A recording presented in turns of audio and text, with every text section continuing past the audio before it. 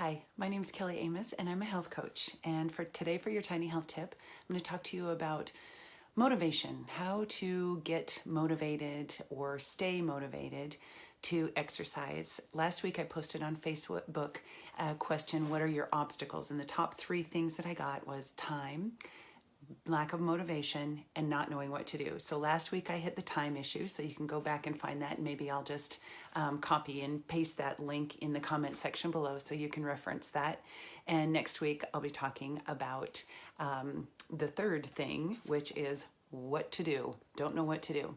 So motivation with exercise is really something that everyone is challenged with. I don't know one person, whether they're a regular exerciser or not, that is motivated all the time to exercise. I also don't know anyone who is all the time motivated to get up in the morning, or motivated to go to work, or motivated to pay their bills, or motivated to go into labor, or motivated to give birth, or motivated to do the dishes, or motivated to take out the garbage.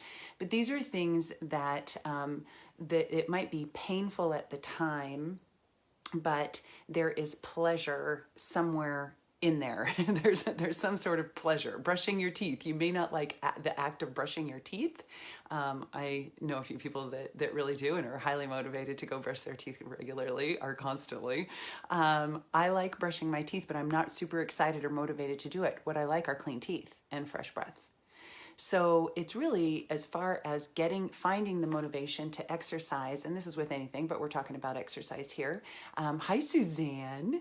Finding that motivation to exercise is really, you need to be attached to what is the pleasure. We are pleasure seekers. We are not pain seekers.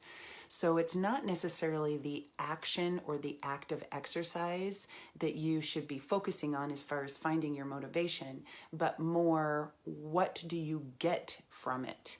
And so what are your reasons for exercising? So you need to create the areas of motivation and see what can keep you going. So maybe exercise is to lose weight. Maybe it's to maintain your weight. Maybe it's to put on lean tissue. Maybe it's to just have more energy and be a good role model for your family or for your children. Maybe you've got something coming up. Maybe you want to maintain your independence.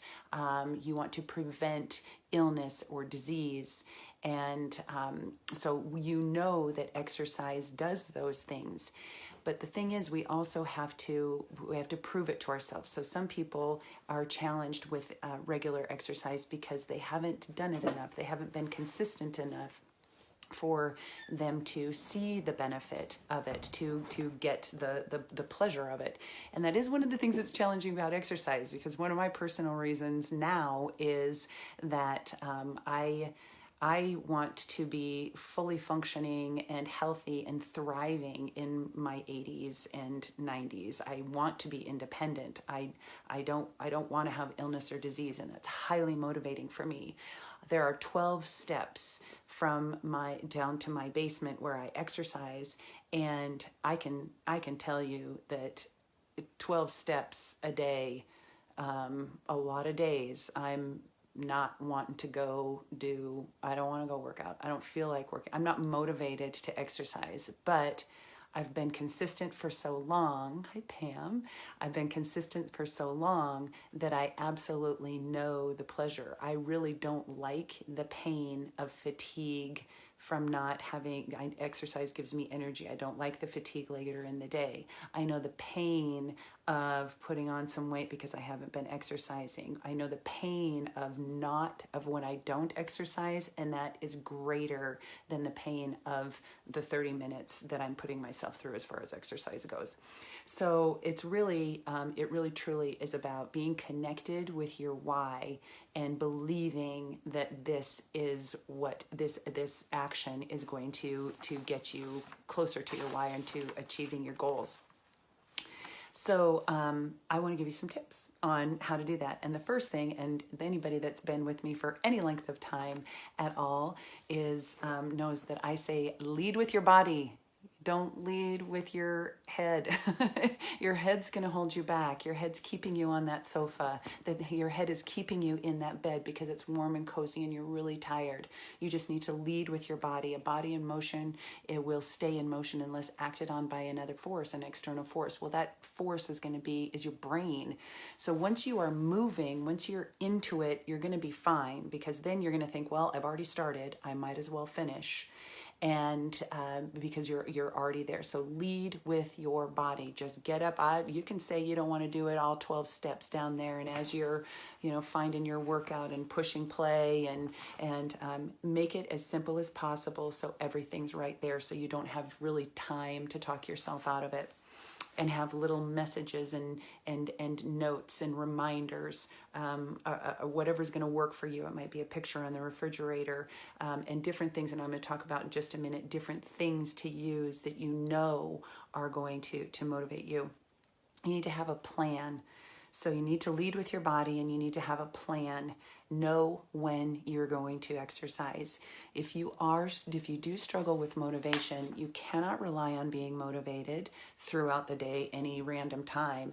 You just know that it's 6 a.m., that's when I exercise. It's 12 o'clock, that's when I exercise. It's 5:30, that's when I exercise. It's just when you do it. That's just what you do. You really have no choice. You eliminate the choices. And again, the longer that you do it, you're going to be more satisfied with your results. And those are the things. So you're kind of building motivation into your life. Be connected. Again, be connected with the pleasure of the results that you're getting. And here, there's something called the Goldilocks rule. And the Goldilocks rule means you don't want too much of a challenge. You don't want too little of a challenge. You want something that's just right. And that will help keep you going along. So if you are taking on this training program that's an hour long and it's all this stuff you've never done before, it's going to be harder for you to stay motivated to do it or to stick with it. So you want to pick something that is challenging enough for you so that you're seeing results and you're really building confidence by overcoming. That will keep you motivated. So if you were going to go skiing with somebody who was a lot better than you and taking you places on the hill, and I'm using skiing just because of the time of year, taking you places that you just were not capable of going, you would not be motivated to continue skiing if you were just starting out. If you were going with somebody who was your level and maybe challenged you a little bit, then you're gonna want to continue. And think of it, maybe tennis is a better example for some of you. If you're playing tennis with somebody who's way better than you, then you're not motivated to continue playing. But if you're playing with somebody who isn't very good at all and you're a lot better, that's not very motivating either. You want to find something that is going to challenge you just enough. Like you might win that match, but then the other person might win that match. One of the reasons I don't play anymore because I can't find anybody that is bad enough for me.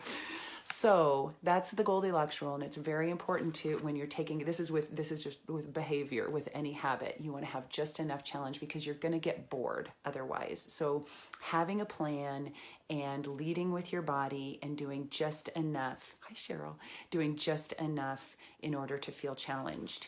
The other thing that I want to add, so this is your bonus, and this is something that I think really helps me, is I anticipate my obstacles. I know myself and I know, okay, that's not going to be bad. That day's going to be kind of rough to get motivated. This day is going to be easy, whatever it is. Today, I was highly motivated to work out harder and excited to go to my class because I'm going to be gone. I'm going to miss them for 2 weeks. I'm also super excited because I thought I was going to be out of exercise for several months. So I'm super thankful right now. I'm motivated by being thankful that I can exercise. Tomorrow, I'm super motivated to exercise because we have a new program. And so I'm starting a new program tomorrow. So I get to see this new thing. So I'm going to be excited and curious. On Thursday, I'm going to be excited about exercising because in my class at the college, I'm going to be introducing some newbies to some stuff. So it's going to be exciting to see these new faces and to work with them. And I will have to be a role model.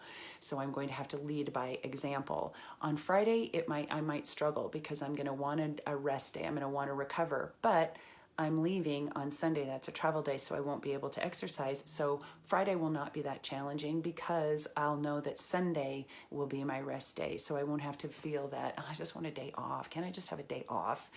So anticipate, and I have a whole list of other things that I do. And this is stuff that I will be teaching in my course, how you personally, you, Cheryl, you, Pam, those are the names that I see right now. That's how you will overcome or be motivated. So it's depends on where you are and what you're doing and how you can, what are the tools that you can use as far as mindset. So hope this was helpful. I will post the link to the other live that I did last week. So if you missed it, you can reference that. I would love it if you would ask questions here. And so I can help you right here. Suzanne, I'm going to read, thought of a few summer events today. I have a little thing in front of there that got me excited. Yes, always something to look forward to. And that's where change comes. And quite frankly, you guys, I mean, here's some more bonus stuff, but I'm 51 years old. If I don't change stuff, I'm going to become complacent. And complacency at my age is not anywhere that we can afford to be.